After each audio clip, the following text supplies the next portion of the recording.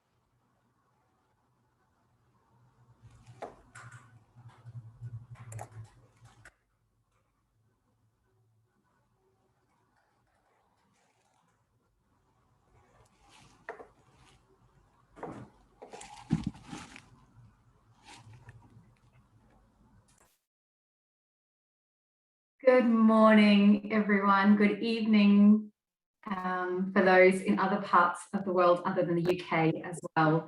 It's lovely to see friends on this call. Really appreciating the waves. Good to see you all.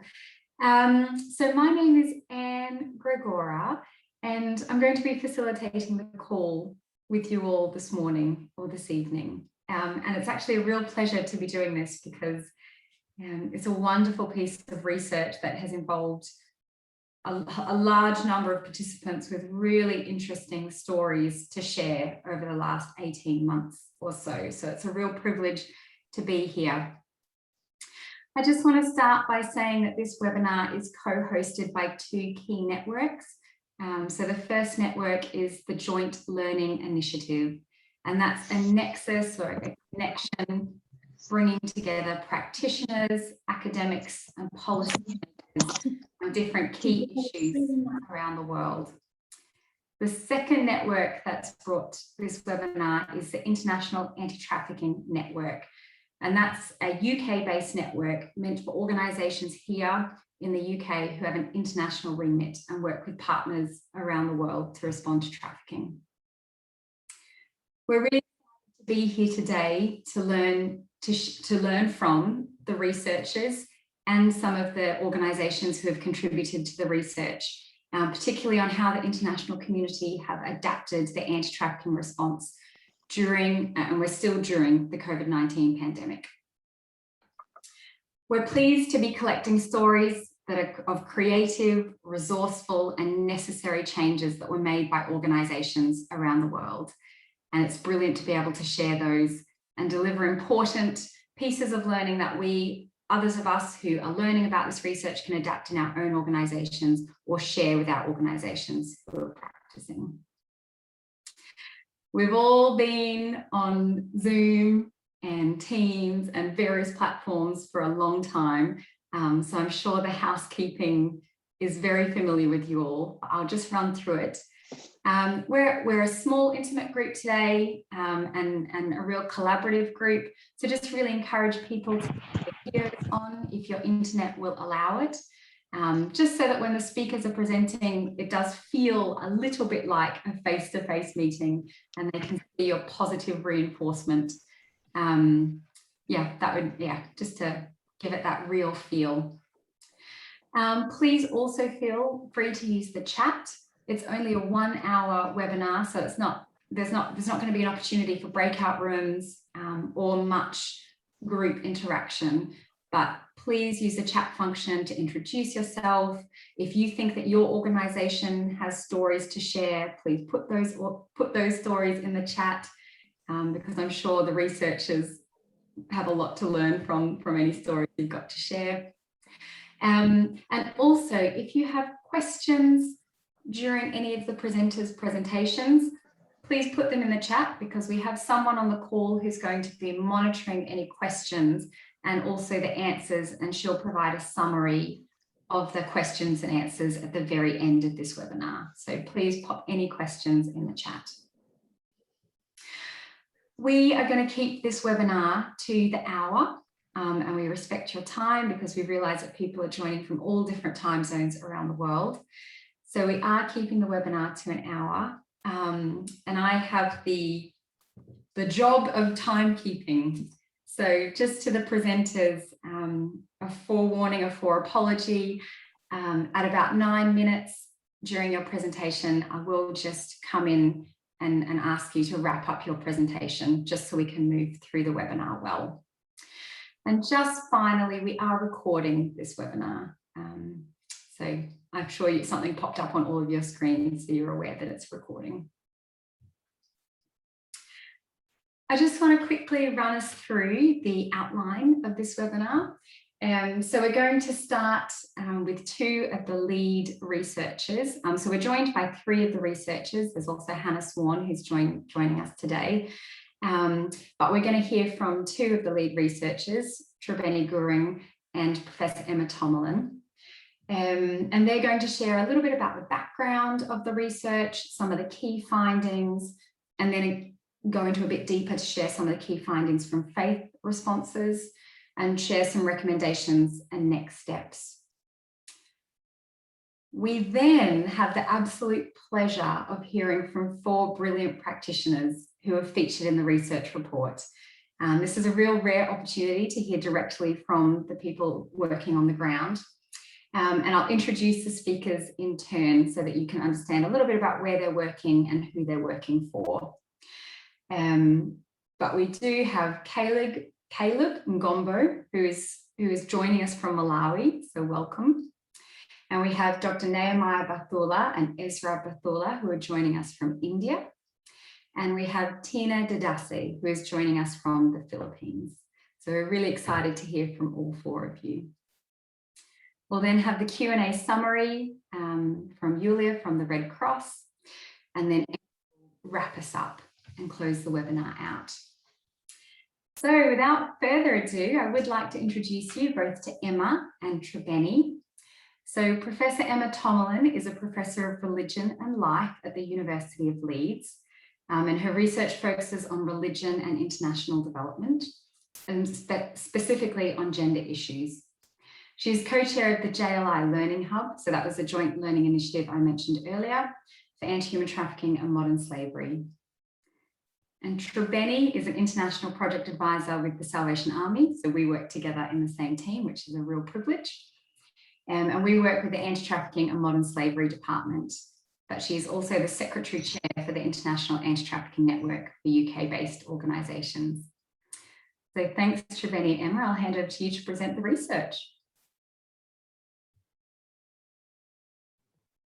Thank you very much, Anne, and good morning and good evening to everyone. I have the first slide up here. I'm just trying to move to the second slide. Hang on a second. Oh, hang on. Oh, right, there we go. There we go. Okay, so just to give you some background to the work that we've been involved in over the last 18 months or so, the International Anti-Human Trafficking Network and the Joint Learning Initiative at the start of the COVID pandemic convened several webinars to look at the impact early on. And various impacts that were identified during these webinars included things that we're all very familiar with: loss of livelihoods, health risks, changes in migration patterns and repatriation, domestic and online exploitation, supply chain risks, and reduced services. We noticed, though, that there had been much less emphasis looking at how organisations had responded to the COVID crisis, so how anti-trafficking organisations had responded to the COVID crisis. So we decided to carry out some more focused research that specifically looked at responses. So we disseminated a survey, which many of you participated in, and we received 47 responses to the survey. We then carried out 13 follow-up interviews. And just to emphasize again that there were two distinctive features of this project. So firstly, that we were focusing on how COVID-19 had affected the responses of organisations, but we also had another dimension as well. A number of us have a very strong interest in better understanding the role that faith-based organisations play in this space. So we also included some questions in our interviews and in the survey, looking specifically at how faith actors were responding. And then we have produced our report, which we're here today to launch, and is available for everyone to download and read. I'm now going to pass over to Tribeni, who's going to briefly give an overview of the findings from the project, and then I'll talk a little bit about some of the faith dimensions. So Tribeni. Thanks, Emma. Hi, everyone. So as Emma explained, I'm just going to briefly share some of the key findings which came out of the research. So first of all, the research actually found that across all participants that took part, there was some concern of vulnerability increasing during the peak of COVID-19. And on the back of this, participants, they actually sought additional resources in order to respond to these vulnerabilities. And this was firstly to ensure they were equipped to respond to COVID-19 and human trafficking. And secondly, to also ensure that those survivors and families that participants were working with, especially those that have been impacted quite heavily by COVID, they had the basic resources and necessities such as food and medication to prevent them from being in a vulnerable position and at risk of exploitation. We also found that participants were adapting to COVID-19 and responding to human trafficking primarily through three approaches where we kind of saw these were intersecting with one another. So the first was increasing the use of technology. So online platforms were being used more often, and this was being used for supporting survivors in order to conduct things like counselling sessions. We also saw organisations using online platforms to conduct trainings and also share messages of modern slavery and human trafficking to the communities that they were working in. Protection, both from COVID-19 and human trafficking. So in particular, we found that participants were adapting their programs within safe houses and shelters, mainly by ensuring that there was enough PPE equipment, testing opportunities, and ensuring social distancing guidelines were also implemented. And then on prevention, again, not only sharing messages of modern slavery and human trafficking, but also educating communities on COVID-19. And last but not least, finally, we found that there were new initiatives being introduced to support survivors of trafficking. And some of these were actually developed in partnership with other organisations. So for example, we found that a network had actually been set up in Thailand to support migrant workers. We also found that helplines were being established in some contexts. And we also found that there was quite a bit of work being done around preventing child labour and child trafficking.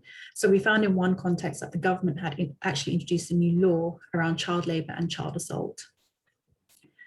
I'm going to hand it back to Emma to speak a bit more on the faith responses. Okay, thanks very much, Tribeni. So as I mentioned before, we had 47 responses to our survey, and 27 of those were faith actors. So quite a high proportion, really reflecting the presence of religious actors within the anti-trafficking field. And 26 of those were Christian and 1 was Buddhist. So we were disappointed that we were unable to find out more about how other faith traditions were responding. So how other faith traditions that work on human trafficking were responding during the COVID crisis. So for whatever reason, they didn't have access to our survey, didn't fill in our survey. We're assuming that they exist because we know that from other work. But what we think is that these actors operate at a much more informal level, aren't organised into formal anti-trafficking organisations, as many of the Christian responses in particular are, and that we need to carry out a different kind of research in order to find out that the very local responses that don't always articulate what they're doing as being anti-trafficking. So just to emphasize some of the findings, things that you'll all already be familiar with, and you can read more about these in the report. We found, of course, that faith leaders are very trusted community figures and play an important role in challenging norms and behaviours, and also in identifying potential trafficked persons, and that people also often go to their places of worship first to report gender-based violence, sexual exploitation and missing children. So places of worship, faith actors are already working at a very high level within this field, but that during COVID often places of worship were closed, and the faith actors whom we interviewed weren't able to perform this community role any longer. So some activity, of course, moved online, and we're very familiar with this, with religious services, for instance, and forms of worship moving online. But also this fact that the places of worship were closed also provided a huge challenge to the normal work that faith actors provide in this domain. And I'll talk about this a little bit at the end of the webinar, but we're now moving on to another phase of the research to look at this in a little bit more depth, to look at how local actors have responded to COVID, and to gather some stories and some narratives about that we can then share. So Tribeni, I think I'm passing back to you for this slide. Thanks, Emma. So from the research, we have made the following recommendations. Firstly, we would recommend to integrate an anti-trafficking and emergency response a bit more intentionally, since we know that during times of a crisis, it actually makes people very vulnerable and also at higher risk of exploitation. Secondly, we would also encourage awareness messages in the community to look at things like reducing health stigma. And this is because we found that vulnerable populations like migrant workers and women in prostitution were actually being blamed for catching and spreading the virus. We also think it would be quite good to explore partnership opportunities with private companies, especially now, because since there's a higher demand for resources that actually goes beyond our normal capacity, and private companies might actually be able to provide those resources for us as well. We found that local faith actors are primary responders to human trafficking COVID, but we would also recommend a bit more research around this, and also more networking for better engagement to really understand the true picture. And finally, we would also recommend more research on the role of faith activities in anti-trafficking work in both faith-based and non-faith-based organisations. So I think I'm going to hand it back to Anne, who's going to be introducing our speakers. Thanks again, Emma, Tribeni and Hannah for the work on this research. And I believe that everyone received a link to the research with the invitation to this webinar. And if not, for sure, we can ensure that you have a copy of that research. It's a brilliant piece of research, and we're really excited as well to look at the next phase of it. But I would like to introduce to you our first speaker for the webinar, and that is Caleb Ngombo from Malawi. So Caleb is one of the pioneers of ending human trafficking in Malawi, and he contributed extensively to developing the Trafficking in Person Law of 2015. And he continues to do his frontline work of raising awareness about trafficking and also providing support to people still currently enslaved in trafficking and those who have survived trafficking experiences. He's the executive director for a local anti-sex trafficking abolitionist organisation called People Serving Girls at Risk. And this organisation provides safe places for survivors of sex trafficking and other forms of sexual exploitation. So Caleb, we're so thankful that you are with us today, and we're looking forward to what you've got to say. I am glad that I'm here and given this opportunity to present. It's a rare opportunity. Thank you so much. Thank you so much, everyone. Good morning, good afternoon, good evening. I think I have already been introduced. I have been given 10 minutes to present on the impact of COVID-19 on human trafficking in Malawi and what we are doing. So my presentation outline is as follows. I'm going to take you through who is People Serving Girls at Risk, the COVID-19 and human trafficking, the impact itself, efforts to adapt to the impact of COVID-19. What is it that we are doing? I am also going to take you through just a few recommendations for the future pandemics or disasters, and then I'll running through my conclusion. So thank you so much. I urge you to listen. In terms of who PSGR is, we are registered under the Trustees Incorporation Act, just like most of the organizations, and we do exist to complement government's efforts. And our mission is that we are a frontline abolitionist organization working to end modern forms of slavery, especially we focus on ending human trafficking. And in human trafficking, specifically, we look at sex trafficking. We also look at ending prostitution and forced child labor. We envision a Malawi nation in which girls and young women enjoy their rights free from exploitation. I also want to say that our work is in sync with target 8.7 of the SDGs. So much as other universal instruments also provide light, for example, the Convention on the Rights of the Child, the CEDAW, and what have you, but specifically 8.7 is the is putting light to the work that we do.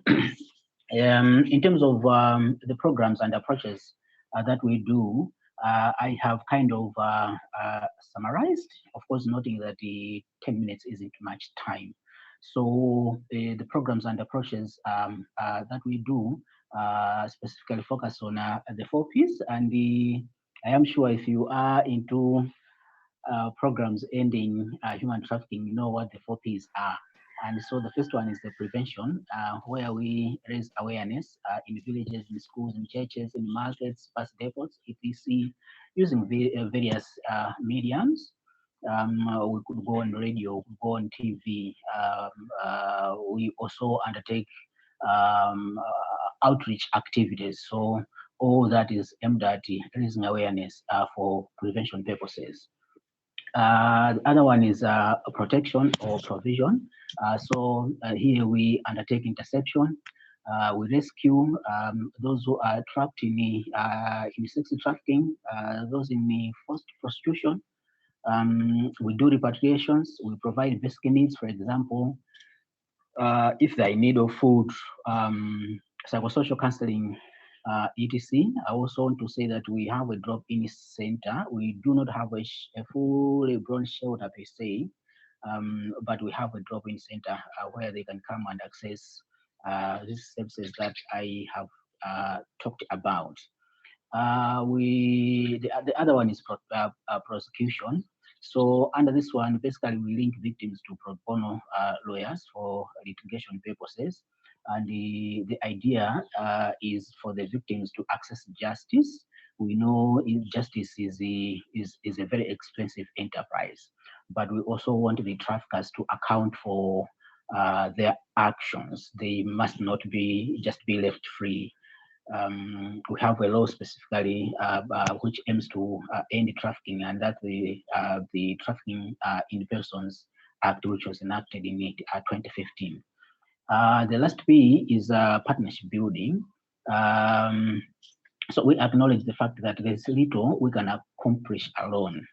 And there's a huge leap when we share resources, data, notes on what is working what is working well and what is not working well, where you share the best practices, learning, and what have you. So that's in summary in terms of the work for PSGR. You can move to the next slide. Yeah, so the COVID-19 and the human trafficking,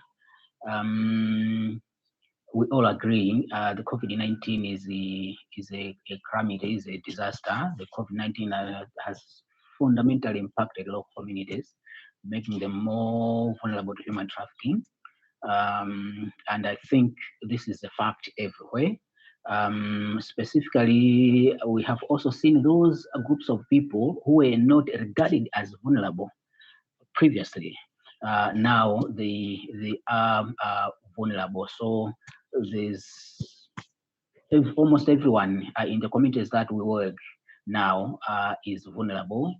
At the height of the COVID-19, hundreds of migrants were repatriated from South Africa. No proper integration was done, and these people are seriously potential victims of trafficking. So I also wanted to underline this, that Malawi is one of the poorest countries in the world, and we have a lot of migrant workers, people migrating to different countries. And one of the countries that we move to is South Africa, where we have hundreds of thousands of Malawians. And so at the height, so many of them were repatriated back to Malawi, but without proper integration. And so we fear some of them could be serious victims of trafficking. During the lockdown, the lockdowns, curfews, and myriad restrictions on social distancing, it was pretty difficult to identify victims of trafficking. I'm sure this is the case everywhere. This is a case everywhere. It was so difficult to identify who is a victim of trafficking and who is not. And so many victims were not helped. Many were not helped. But also adjudication of cases in the courts ground hot, and there is a strong possibility many traffickers couldn't be captured by law to account for their actions. Courts could not hear cases because they were closed. But also as a result, we have seen a rapid surge in the numbers of people in forced begging, so too with child labor, and lately we also see open adverts for sex workers, blessers. These are the sugar mummies and the sugar daddies. So they're just open adverts on social media. Thousands of children have so far, thousands of children have not returned to school, and this is so sad because their parents cannot afford various school fees, tuition fees. These children are likely to end up in trafficking. This is a challenge. Sadly, also at some point, PSGR almost closed down its operations due to loss of funding, and currently 3/4 of staff, volunteers, still laid off, and these people sadly went with the vital skills that we should have used to efficiently and effectively handle cases of trafficking. And as responders, again, we are ourselves vulnerable to COVID-19 as we put our lives on the line while trying to provide services. I think somebody mentioned this at some point. There were not even PPEs, and yet we were required to go and dispense messages on how to prevent human trafficking. So that was a risk as well. And how are we adapting to COVID-19? So the COVID-19 is now a new normal, and we accepted this fact quickly as an organization. We accepted, and I think everyone, I doubt if there are still people who are in denial. Pragmatically, we had to make adjustments, switching to digital and online service provision, like the use of social media, used more to raise awareness, counseling, advocacy, and even sometimes provide training, but also identify victims of trafficking. We're also having to try. Sorry, Caleb. Yeah. Caleb, I'll just let you know there's 1 minute. So if you have a key final point you think it's important for us all to hear. Okay. So I'll run you through quickly to the recommendations. We are saying COVID has exposed how unprepared we are all to responding to pandemics, and child protection must be must come first in all responses and interventions. Allocate enough resources for energy, emergency and rapid responses. And in terms of the conclusion, we are saying we must maintain focus. We must keep the eye on the ball. COVID is real, that's a fact, and TIP is also real. There's also need for systematic data collection and analysis on the impact of COVID-19 on human trafficking. We must build a partnership for learning and knowledge sharing. What are the best practices? How best do we adapt and build synergies? But we also must not forget to harness local efforts, okay? So local players are strategic partners. They know their problems well.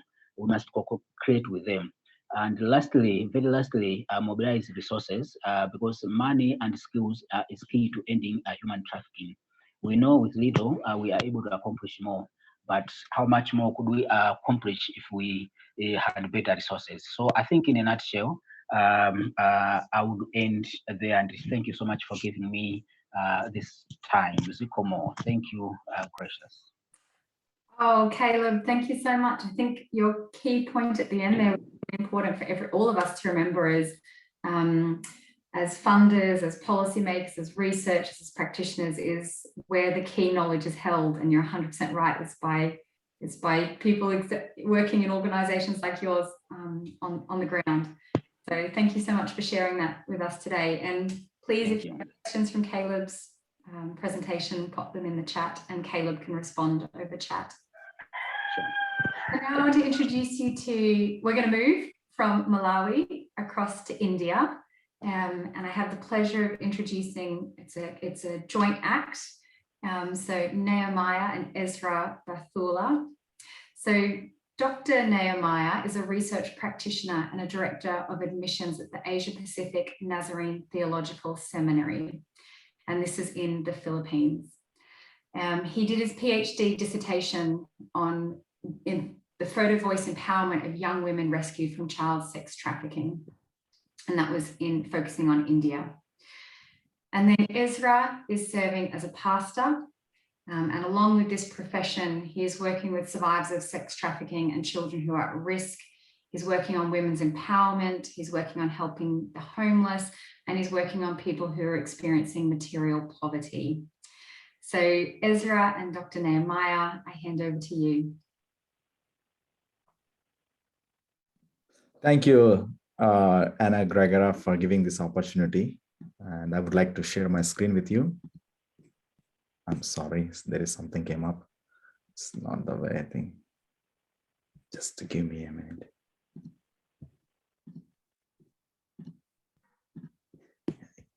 Can you see my screen? Yes. So I was given only 10 minutes, and in 10 minutes that Ezra and myself, I have to cover. Am I correct, Anna? Yes. So it's really short time, but we'll do our best. So I'll just flip the slide. And before I talk about how has the international anti-human trafficking response adapted to COVID-19, I would love to talk about my hometown. It's called Rajahmundry, and the issue of sex trafficking, it is prevalent, and especially child sex trafficking is taking place because we have only few organizations working in this town, and when we interact with our organization, that it is very clear that child sex trafficking is on the rise. And Rajahmundry is one of the transportation spots for sex trade to the neighboring cities and abroad, including locations in the Middle East like Dubai and other countries as well.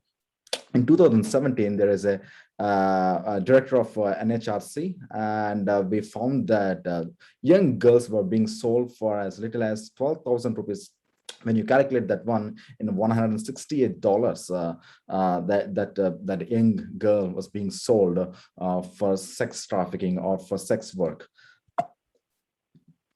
And there are other organization directors, they talked about the issue of trafficking, and especially I have known all this place, and it's pretty much outskirts in the city, and I visited a number of times when I was in India, and I have gone to that particular places and interacted with the community leaders.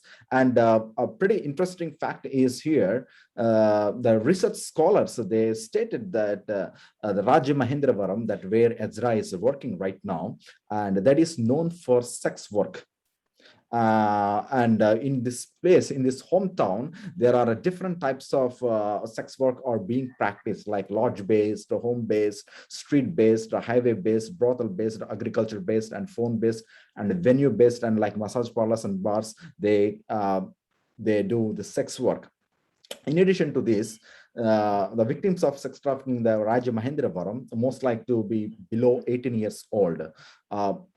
Between 12 to 17 years of age, they are already being trafficked and sold as slaves and working as prostitutes in different areas. The victims of trafficking have been recognized as they are from fisher folks, weavers, tribals, beady workers, and migrant laborers, and domestic servants, and rural artisans, and homeless people. So these are all the first-hand information that I discovered as I was doing my research in my place. And there are a couple of organizations are working. It's Rajamahendram is a big city, and but only few organizations are working. One is Nari Saksham, and these all organizations are absolutely working only for the survivors of trafficking. Nari Saksham, Testimony of Women, Sravanti, World Vision, Janakalyan, Pragati, and New Life Society. This is a new faith-based society that Ezra and myself, we started recently.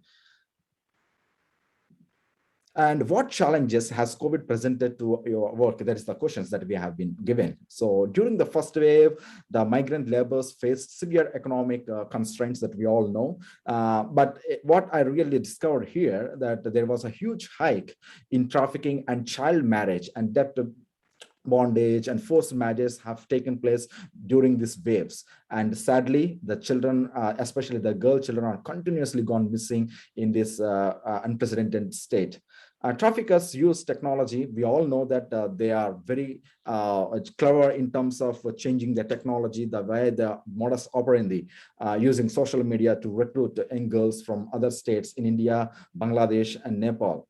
Due to the lockdowns, the law enforcement officials did not prioritize child protection work. The reason is because of this lockdown, and the central government and state government, they are calling people to observe the lockdown. So all this COVID, all this anti-human trafficking work has shifted to COVID-19. So they left the people aside. They left these children, they left the women. They were at risk because they were unable to come and help the people who are at risk. So transportation is another major problem. It was disrupted due to the lockdowns. As a result, child protection officers, they couldn't reach children who are in distress. And the next one, how did we respond to the anti-human trafficking? There was a constant monitoring of adolescent girls through community volunteers. When a girl gone missing, and it is reported to the police, and an FIR is filed. In domestic violence and sexual violence cases, law enforcement guidance is sought to make sure that perpetrators are arrested and the child is given needed support and services. And Ezra can explain here the e-pass from local government. What does it mean, Ezra? Would you please give a short view on this? Yeah, thank you for inviting me for this wonderful occasion. Here I found that transportation having a big barrier for us to reach those people, because when we are planning to get out to work, so we need, government has issued a e-pass. Those who are applying e-pass, then only we are able to reach them. If we wanted to do any social work, or if we wanted to distribute anything, whatever the cost it may pay, there should be e-pass that is issued by government. So we need to apply. So with that only, almost I have reached people for the counseling and for continuous monitoring and all. Again, one more thing I have found that re-trafficking has taken place because since when the lockdown came, these people are unable to go there, so there is no employment. So again, these mediators, again, they are bringing them back by providing the provisions. So again, they are calling them back to do the same work, the same slavery. So I have found that the re-trafficking has taken place in some of the areas, but we have tried our level best, and we have stopped also. Again, we are with including some of friends. So we went there and we have distributed some groceries and all in the severe pandemic, because since we have e-passes to go there, government has issued a permission for us to reach needy and those who are working for the social activities. So one more thing, that over pressure for the staff, since there is no funding for the people, the very limited people are there to work for the NGOs. So there is no one willing to, because since there is no transportation from different places, this staff suffered a lot. With limited staff, because of the work pressure, these organizations also faced a lot, NGOs faced.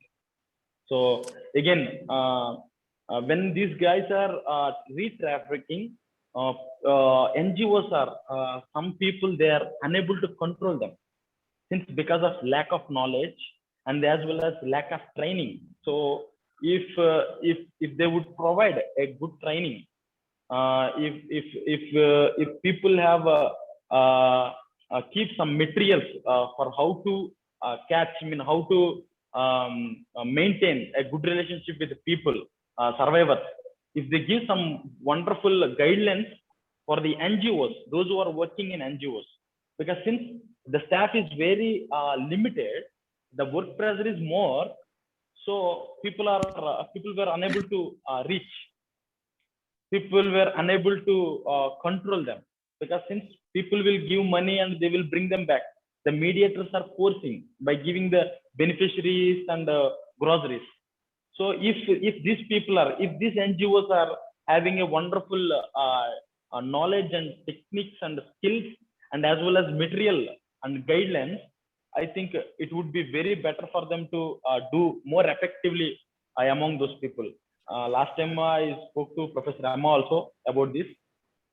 Yeah, yes, brother. thank you. Yes, Radha, Thanks, thank you. Ezra and Nehemiah. If you've just got a final thought for us. Yeah, sure, definitely. So these are the challenges that we found: the shortage of funding, no full-time employees, and reduced access to healthcare and activities. And along with that, we just found even in our organization that have there any been opportunities that, as I mentioned earlier, we started our own society that is called New Life Society, that has been established and registered in the government sector. And the main issue, my main purpose is to address the holistic needs of survivors. And of course, we are going with the cooperation and collaboration with other local churches, Political leaders. Yeah, and there is another, because we are running out of time, so just going through that. And of course, during this time, that what happened, that relief assistance is being provided to vulnerable families. We raised awareness, take place through social media, and we keep contacting the one organization called Nari Saksham. They are particularly, emphasis on the survivors of sex trafficking, and about the faith actor. So this is something like a calling for Ezra and me, that is Luke chapter 4 verses 18 and 19. So from this calling only, we have started this ministry and established this society. And also Mother Teresa, because we read Mother Teresa's biography many times, she stated that it's a call within a call. It's a kind of it's as human beings, that how do we care for other people, and especially the marginalized one, the vulnerable group people. So that's how that we went. And thank you. Thanks, Nehemiah. So how that we are doing. Thank you so much for giving this opportunity, and it's really wonderful to be with you all. Thank you. Thank you. And I'm sorry we made you speak so fast. I know you had so much to share. And I know, Ezra, you joined us on a previous call, and you were joined as a participant, and you had so much to share, so much so that we wanted to include you in this phase of the research all that you're both doing. So thank you very much for joining us this time as the research participants. I'm now going to introduce you. Oh, sorry, before I do that, please, if you do have questions for Nehemiah or Ezra, please do put them in the chat. Nehemiah and Ezra, if you can answer them in the chat, that would be great. Our final speaker for today, I'd like to introduce you to Tina Dedase. And Tina is a nutritionist and adult educator in the Philippines. But importantly for this call and this research, she's worked for the last 25 years in a faith-based organization that served women survivors of sex trafficking in the Philippines. So Tina has handled various tasks such as street and bar outreach, and is also involved in writing and facilitating training modules for survivors of trafficking. So Tina, we welcome you.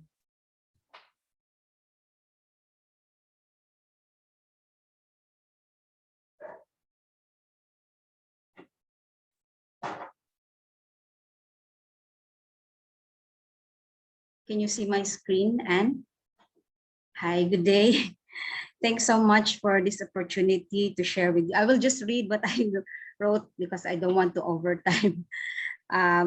Yeah, so I am from Made in Hope. She Works. We are a faith-based NGO in the Philippines serving women survivors of sex trafficking and their children in 2 urban poor communities. We have 4 core programs that are aimed at restoring the dignity of women survivors of sex trafficking and developing their leadership capacities, including the holistic development of their children. When COVID-19 struck the Philippines in mid-March, we were training 5 core women leaders and serving 62 women survivors and their families and their 75 children. And we were forced to really take initiatives that we have not really done before, but we needed to. So the strict lockdowns have pushed us to go into online training sessions with the women, which was initially very difficult because our signal is very, very weak in the Philippines and it's hard to communicate. But fortunately, we had initially mobilized a few of our leaders, with each of them following up on at least 13 survivors living in their vicinities. So that's how we were able to communicate with them. So when we asked them, they needed food, hygiene kits, medicines, and vitamins. So we tried to supply this since the government's response was not efficiently carried out. We received generous support from friends, thank God, and that amidst repeated lockdowns and strict quarantines, our communities were sustained with their needs. And despite the negative effects of the pandemic, one good thing is that they stopped going to the bars and streets, and they are forced to do other alternative livelihoods like doing laundry for others, working as part-time helpers, and starting online businesses. But much needs to be done because most of them don't have jobs still at the moment. Another main concern was the children. And through our partnership with One Child, it's a faith-based organization who gave educational sponsorship with the women survivors' children, we were able to sustain the children's needs. But aside from giving them monthly food packs and hygiene kits and school supplies, we thought of producing 2 COVID-19 activity comic books so that we can educate the kids on how to keep themselves protected from COVID-19. So as you can see, we produced 2 Tagalog. It's in Tagalog and it's an activity book that the children can work on and learn about COVID. And since school started, the mom survivors had a very big challenge to face, homeschooling. So a month before school started, we did online training sessions on basic parenting during the pandemic and basic homeschooling. We are also now educating them on the development stages of their children so that they are aware about how to detect growth and identify signs that need to be addressed in their physical and other aspects of development. Modular learning was also overwhelming for both moms and their children. So we thought of tapping online tutorial lessons for the children. So we made a program called Aral Kada. It's a Tagalog word, which means study chums. It was delightful to see, and we recruited concerned citizens from different parts of our, within our reach. So we have nuns, corporate people, educators, homemakers, and a big chunk, surprisingly, are flight stewardesses of Cathay Pacific who were waiting for the reopening of their airlines. So a tutorial session lasts for 2 hours weekly per child, and it has been very enriching for both the tutors and the children, and we hope to recruit more. We also provided electronic tablets for about a third of our children, and so from generous individuals. A helpful activity that we discovered as good for their children is listening to the radio. So at Christian radio station, 702 DZAS, they distribute radios with their programs. And we got some funding for that. And it's good that our executive director also has a radio program for children called Okido, the 414 Kids Show. And so as it is being played every Saturday, we would elicit sharing from them. So we would go online after this 9:30 to 10 program. And then, yeah, we would listen to the children really express what they learn. And they have a weekly Bible art and storytelling where we send the Bible story through Messenger, and they also respond by sending their messages through Messenger. While on lockdown, we have 2 resident women leaders who did basic computer skills. So we honed their skills.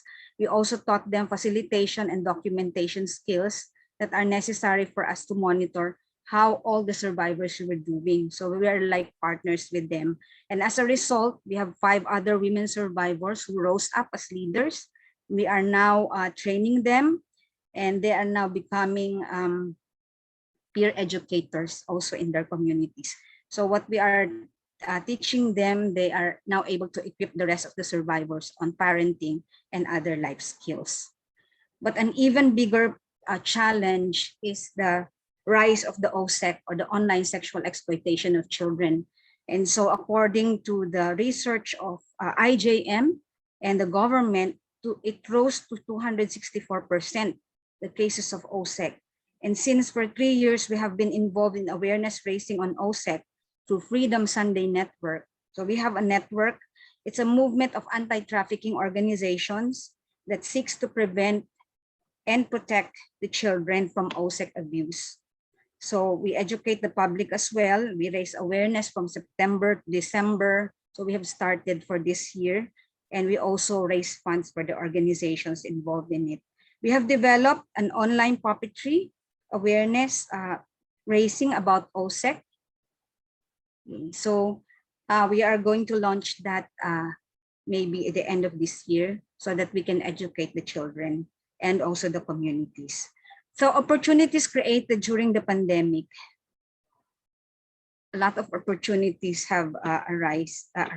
The annual Freedom Sunday Network campaign gave us greater opportunities to educate people about the close link of OSEC and the pandemic or any global crisis that may arise.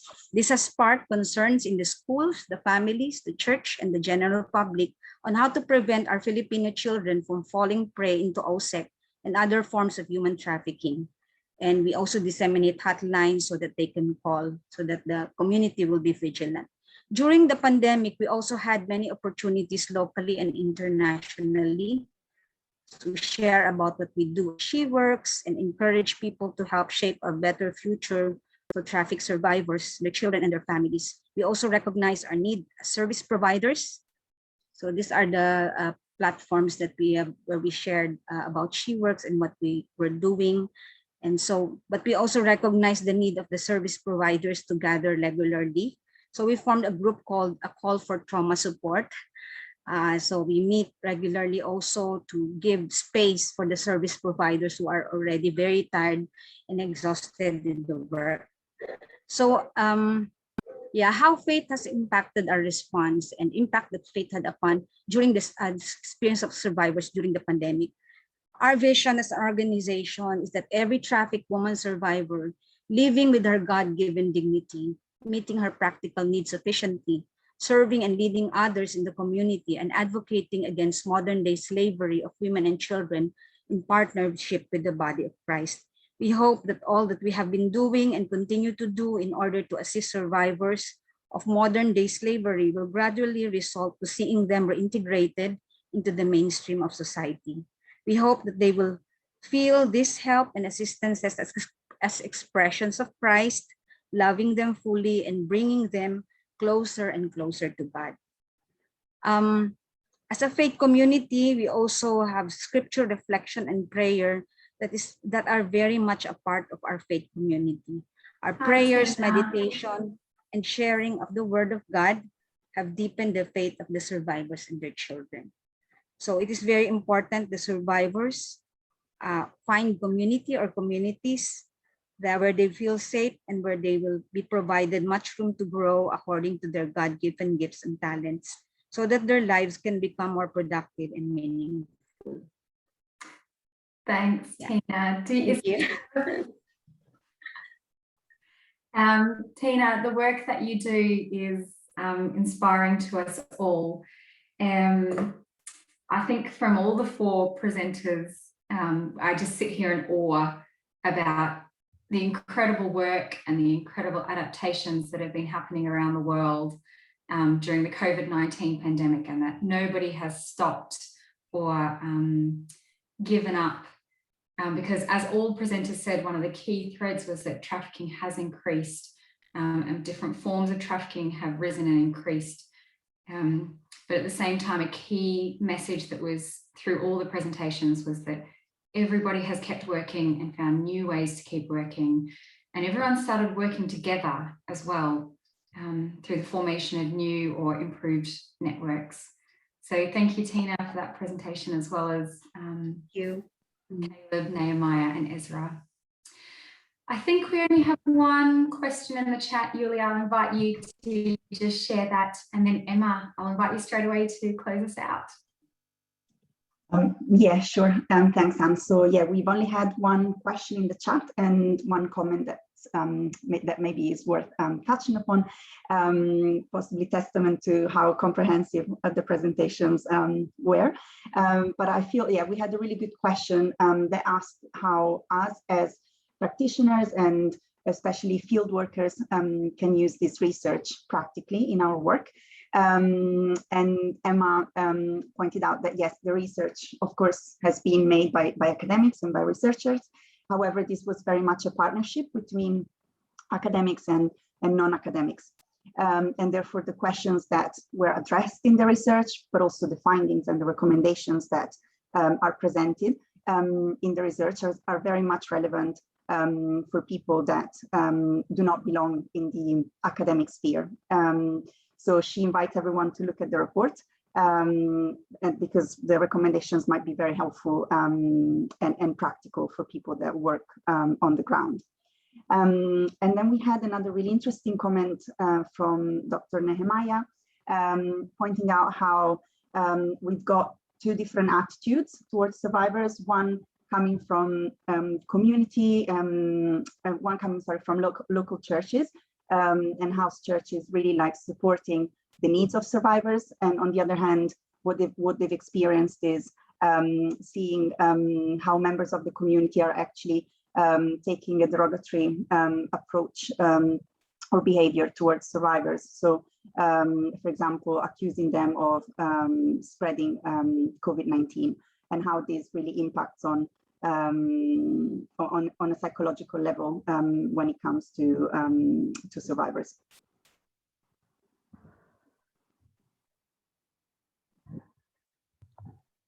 Thanks very much. Thanks.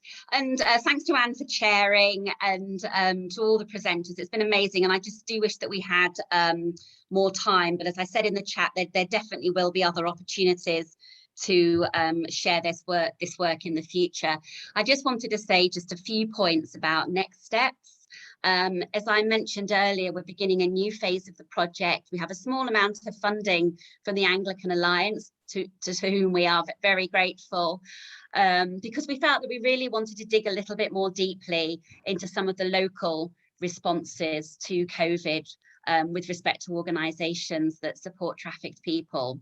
So we want to develop a series of locally generated case studies. We're going to work very closely with a number of local collaborators to really gather some stories and some narratives about the local response to the impact of COVID on human trafficking.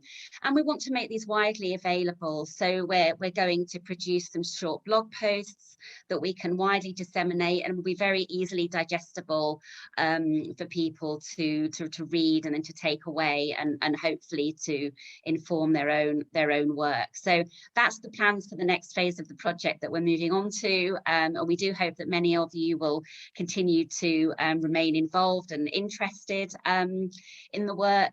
I've just about brought us up to the last minute. Is there anything, Anne or Tribeni, that you'd like to add at this stage, or anything I've forgotten? Okay, so thanks very much, everyone, and we look forward to connecting with you again in the future.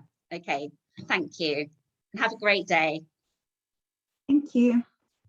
Bye, everyone. Good to see you. Bye. Bye. Take care. Thank you. Bye. Bye bye. Thank you. Bye-bye. Thank you. Bye bye. Bye bye. It was a pleasure. Bye bye.